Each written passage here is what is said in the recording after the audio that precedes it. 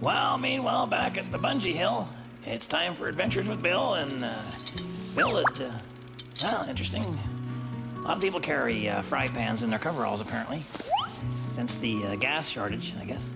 And he had one of those eggs that, oh, I see. Oh, I remember those. Yeah, they got the pantyhose in them.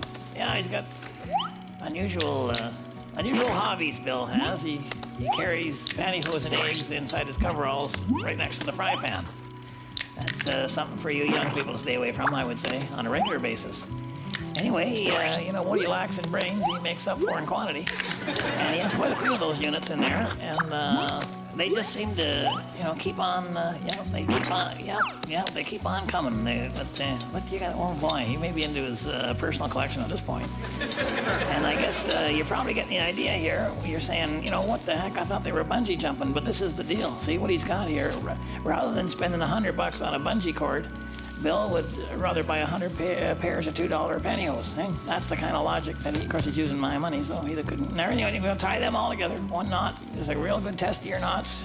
That's a reef knot for you young folks. And so he's tied about 150 pairs or so, or 100 pairs or something together. And now I got the end there. He wants me to tie that around the ankles. See, that's a very important part. And this is where you really need a decent knot. Here is wire up around there, and I was a little bit worried, but not nearly as much as I would have been if it had been me going over the edge.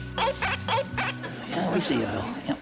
And I hope they're rated for about 180-pound test, those units. And one size jumps all kind of a deal.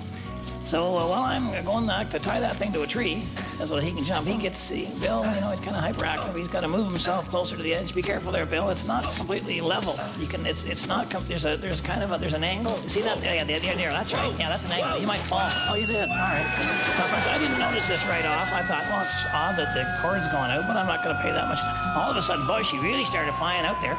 And then I grab it, because I got to stop it from leaving, because I know what's going on. And boy, he's pulling the force. Oh my gosh, he's a heavy fella.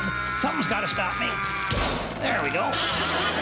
And then he bounces back up, and I get a bit of break. But of course, what I didn't realize, he kind of goes back down again on that. And I try to be a patient person, but you can tire of a hobby in a big hurry. And I'm thinking, I'll just start pulling him up, So I start, and a little bit of this, and there's a lot of weight on that. And you get the leverage and the mechanical advantage of all. And finally my anger really kicks in, and boy, I really get one. Up you go. That's a reverse bungee. That feels good. Oh, well, it did feel good. Well, that's pretty much how the end of the day came. Maybe one more jump, eh, Bill? What do you say? One more. Come on, fella.